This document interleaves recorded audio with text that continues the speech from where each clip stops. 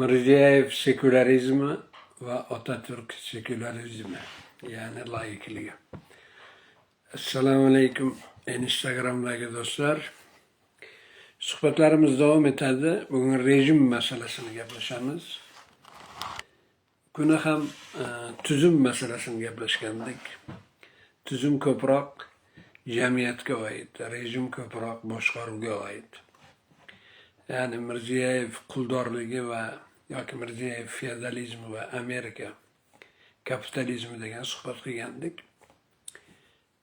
YouTube'da suhbat qilgandik uni.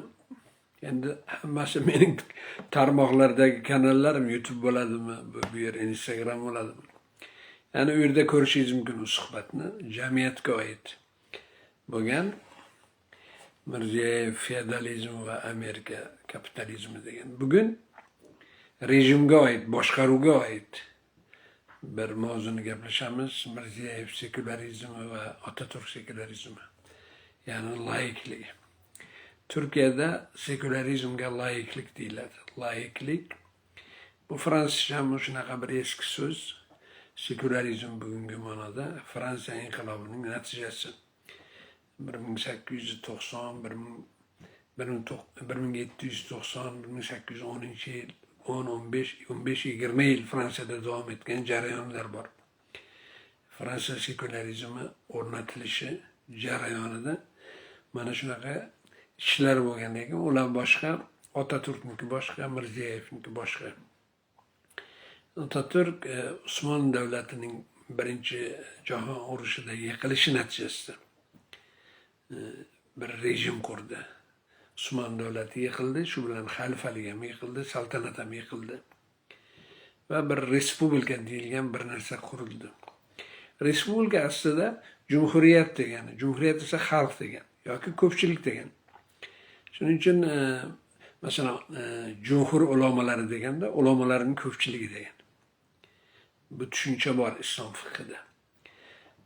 Cumhuriyet yani o'z-o'zidan bir yomon narsa emas. Çünkü unda xalq qatnashadi. Masalan, xalq saylasa rahbarni, u cumhuriyet bo'ladi. Siyosiy jihatdan cumhuriyet qirollikka qarshidir, qirollikning ziddidir. Qirollikda mutlaq monarxiyada saylov bo'lmaydi. Podshoh o'tiradi, sulton o'tiradi, Osmonda ham shunday bo'lgan. O'lsa o'g'li keladi. Natijada bu davom etaveradi rejim. Lekin cumhuriyetda podshoh bo'lmaydi, qirol bo'lmaydi. Xalq saylaydi, shu taraflari yaxshi. Lekin bunday cumhuriyet qilamiz deb Atatürk va uning safdoshlari tamoman islomga, musulmonlarga, Türk xalqiga qarshi bir rejim qurgan. Maqsad islomiy hayotni yo'q qilish bo'lgan. Maqsad islomiy hayotni yo'q qilish bo'lgan. O'sha harf inqilobi bekor qilingan, arab alifbosi, lotin alifbosiga o'tilgan, islom tuzumi, shariati hammasi bekor qilingan, madrasalari hammasi cumhuriyet maktablari, cumhuriyet layık sekular rejimi, yani dinni orqaga tashlash.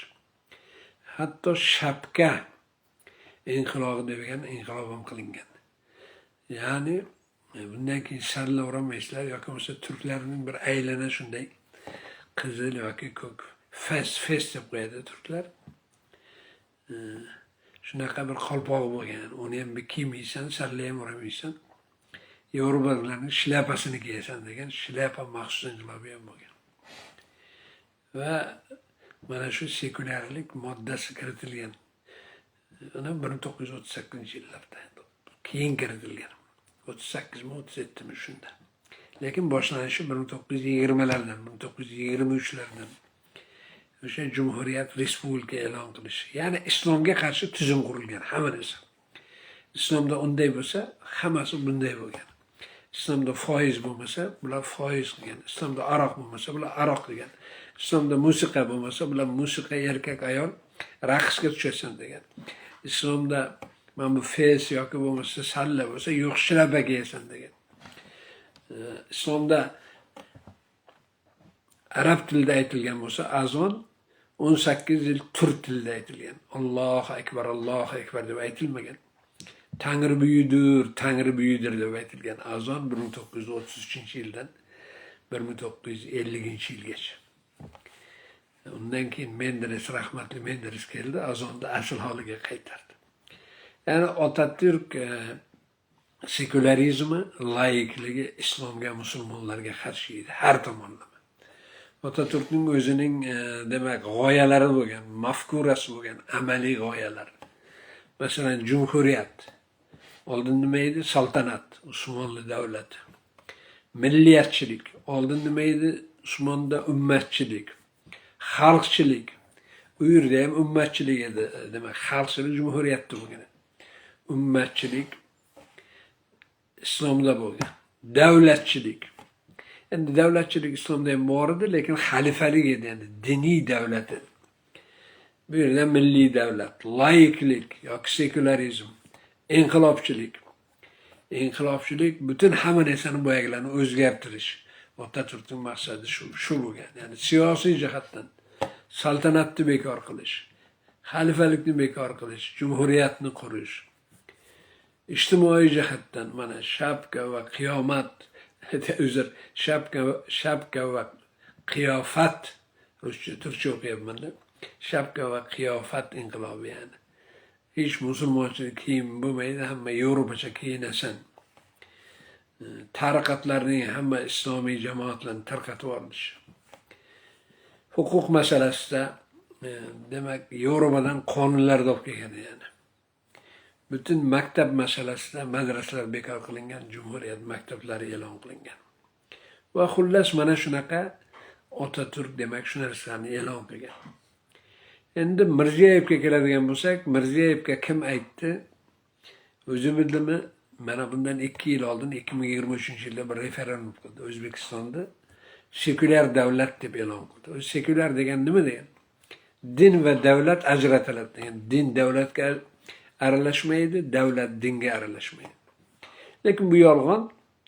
To'g'risi diniy qoidalar, davlatning qoidalari bo'lmaydi, lekin din doimo davlatga va musulmonlarga aralashadi.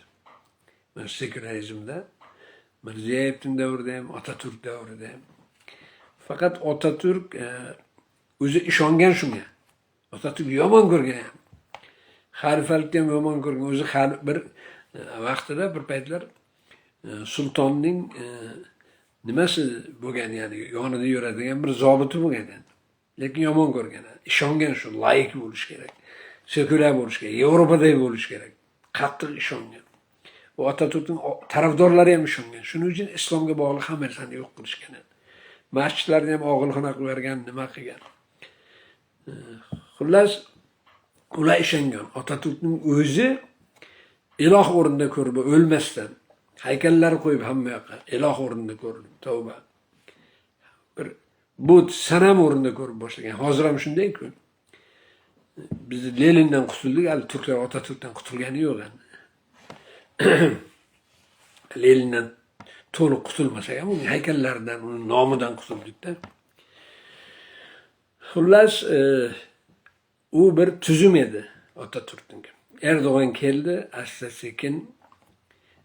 sekin mana shu Otatürk tuzgan yomon sekularizmni asta yumshatib uzoqlashtirib boryapti. Turkiyadagi Otatürkchilikning demak asosiy qo'riqchisi harbiylar. Otatürkchi generallar. Ular hammasi Yevropada ta'lim olgan. Ular musulmonlikka, islomga qarshi bo'lgan generallar. Ular bo'lsa bo'ldi, bo'lmasa davlat to'ntarishi qilgan. Turkiya 20-asrda davlat to'ntarishi asridir. 1909-yilda Abdulhamidxon Og'darildi rahmatli. Davlat to'ntarishi bo'ldi. 2023da mana xalifalik ag'darildi. Mustafa Kemal Atatürk'ning o'zi davlat to'ntarishi, Cumhuriyet e'lon qildi. 1961da yana harbiylar davlat to'ntarishi qildi. Menderesni osishdi, ozondi. Demak, sen arabcha qilding, sen islom tarafdorsan.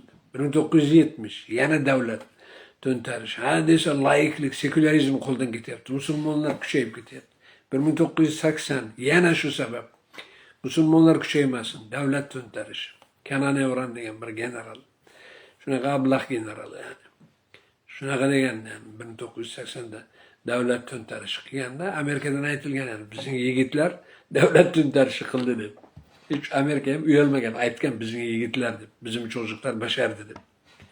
Türkçesi. Ve 1997-yil Erbakan'da ag'dardi. Harbiylar bu marta qonsiz, yani ko'chaga tankalar chiqmadi, harbiylar bosim qildi. Erbakan İslomiy partiya, Refah partiyasi, Farovonlik partiyasi ketdi. 2007'da yana urindi harbiylar. Bu endi Erdo'g'anning davrida. Lekin Erdo'g'an bu marta qochmadi, yani turdi bosh vazir. Harbiylarga aytdi, sizlar mening itoatimdasizlar. 2016'da yana harbiylar urindi. Ag'darishga Erdo'g'an yana bajarolmadi. Hozir mana 2026 kelyapti. 10 yilda bir bo'ladi yani. Hozir Erdo'g'anning kuchaygan, kuchsizlashgan payti. Balki bo'ladimi davlat to'ntarishi? Turkiyada har narsani kuchsa bo'ladi. 2009, 2023, 2061, 2070, yok, adashyapman. Uzr. 1909, 1923, 1961, 1970, 1980, 1997, 2007, 2016. Görüyorsun? 100 yılda 10 ta davlat to'ntarishi, 10'ga yaqin davlat to'ntarishi. Harbiylar shunaqa kuchliydi. Çünkü ular sekulyar edi. Shular islomga qarshi, musulmonlarga qarshi. Davlat ularniki edi. Bütün bankalar shularniki edi. Va ular o'zlari bilgancha suiiste'mol qilardi. Xalqni ham, davlatni ham, boyliklarini ham. O'sha generallar hozir Erdo'g'an tinchitdi ularni. Generallar bir insofli bo'ldi hozir. O'zbekistonga kelsak, Mirziyoyevning o'zi ham ishonmaydi sekularizmga, xalq ham ishonmaydi. Otatürk bu yoqda iloh, astag'firulloh, xudo o'rnida ko'riladi. O'zbekistonda hech kim Mirziyoyevni unaqa yaxshi ko'rish qayerda? Qaysi odamlar yomon ko'radi 80%. Otatürk harbiylarga butun ishongan, shular qo'rigan. Mirziyoyev paytda DXX josuslar ikki tomonlama ishlaydi. Ularga Mirziyoyev ham kerak emas, sekularizm ham kerak emas, hech narsa kerak emas, xalq josuslar istagan paytda sotib ketadi. Lekin Turkiyada armiya juda qattiq turganda, shunga 100 yil davomida ishongan o'shanga. Otatürkning jumhuriyatiga, sekularizmiga xalqning yarmi deylik, armiya, universitet ziyolilar hammasi ishonganda, Mirziyoyevning bu tuzumga hech kim ishonmaydi. Oradagi farq shu, katta farq yani. Yana qanday farqlar bor? Aytadigan bo'lsak, Otatürk sekularizmi bilan Mirziyoyev sekularizmi. Otatürk oldin 1920-yillardan amal qilib boshlagan yani islomga qarshi. Keyin konstitutsiyaga kiritgan, 15 yildan keyin. Lekin Mirziyoyev 2023'da konstitutsiyaga kiritdi, lekin Karimov paytda ham islomga qarshi edi. Nomi sekular emasdi Karimov paytda. Mirziyoyev kiritdi buni yani. Otatürk'e sığıngan odamlar, bunu aytdik. Hali ham sig'inadi Otatürkchilar yana. Otatürk'ning rejimi haqiqatan ham o'sha sekular rejim. Mirziyoyevning rejimi emas. Mirziyoyevning sekularizm orqada oilaviy rejim. Otatürk mening otam zaten bolasi ham bo'lmagan, aroqxo'r bo'lgan. 1938'da jigarishib sirrozdan o'lgan yani, bola chaqasi bo'lmagan. Bir qizni asrab olgan, qanaqadir qizni. Lekin Mirziyoyev qarindosh urug'i bilan na sekularizm, na xalq taniydi. O'zining oilaviy rejimi qilyapti. Nomi sekular. Lekin amalda ham sekular yani. Harakat qilyapti, musulmonlarga to'siq qo'yish kerak, to'siq qo'ya olmaydi. Orada 100 yil farq bor. Otatürk boshladi 1923, Mirziyoyev mana 2023'da sekularizm qoidasini 100 yildan keyin. Bu amalga oshmaydi. Biz bunu bilishimiz kerak. Yani Otatürk rejimi harbiylarning tank, avtomat bilan oyoqda turdi. Mirziyoyevning rejimida unday turolmaydi. Orada katta farqlar bor, mohiyat farqlari ham bor. Lekin sekularizm o'sha sekularizm. Shularni aytmoqchi edim. Suhbatlarimiz davom etadi. Har doim sog' salomat, omon bo'linglar.